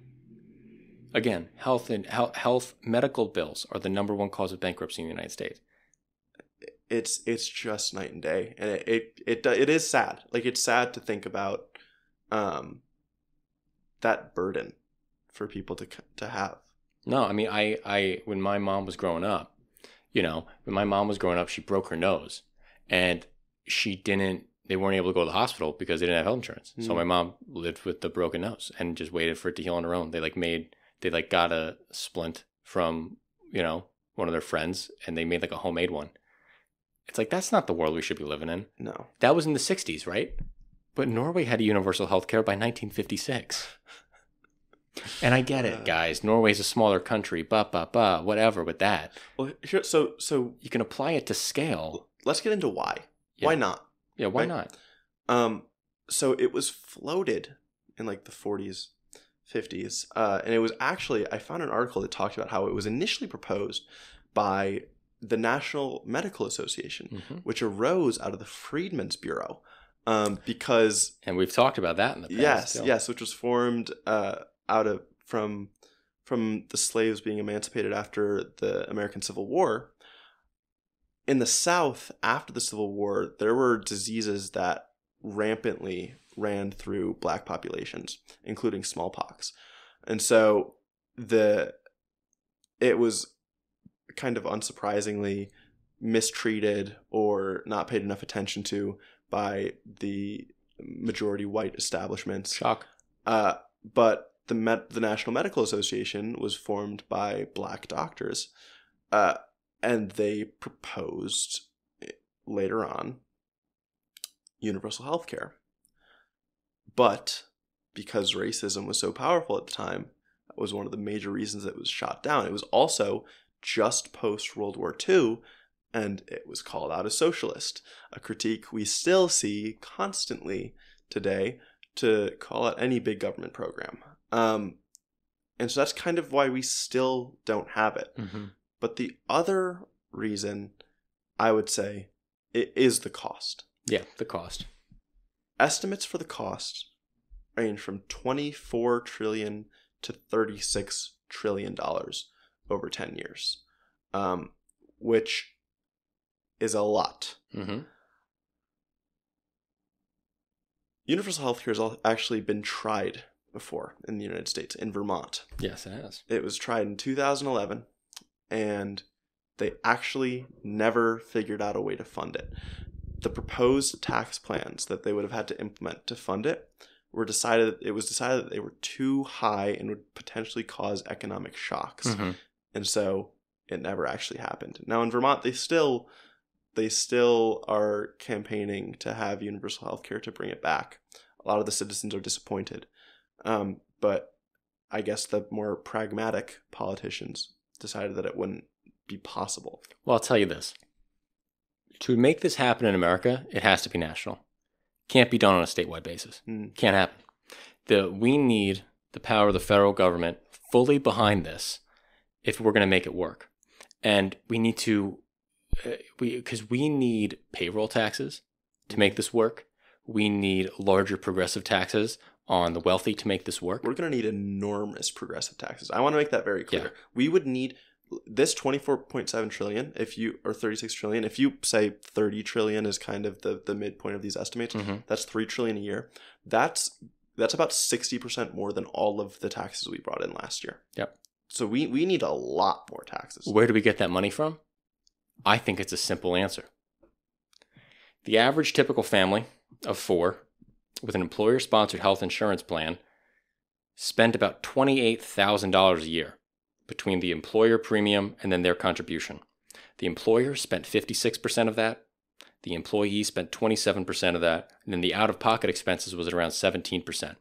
$28,000 in total. That's all going to the private insurance company. The United States government needs to take that $28,000, take about $24,000 of it, leave you with a profit of $4,000, and take that $24,000 and fund a national healthcare system. That means middle class tax is going up. Yeah. That means working class tax is going up. But it's all going to be worth it when you do your taxes at the end of the year and you realize, oh my God, I have more money in my pocket because I have no copays, I have no deductibles, I have no more health insurance premiums. At the end of the day, you will be in the green, guaranteed. And not only will you be in the green, the nation as a whole will most likely be in the green. Yeah. The Congressional Budget Office did a report in 2020, and they said the various specifications for national health expenditures ranged from a $0.7 trillion decrease to a $0.3 trillion increase by 2030 if Medicare for All was passed. That's suggesting that we could have it's more likely we decrease our national health expenditures by passing Medicare for All than not. Yeah. We would be saving money, most likely. Yeah, I found a study that said $450 billion a year. Beautiful. Probably. I think it's almost certain that we save money. Again, these administrative costs are going to plummet if we have a uniform system. And I think you explained it perfectly there. It is the challenge of progressives to continue articulating it that eloquently over and over again. That is the battle that we are going to have, and we need to win. Yes. There are too many people who are suffering and who have been suffering for too long for progressives not to win this fight, or for gutless politicians to not be able to go to the stage and say, yes, middle class people, your taxes will go up, but you're going to be happy they are because we're going to give you the best healthcare in the world because Americans can and should have the best healthcare in the world.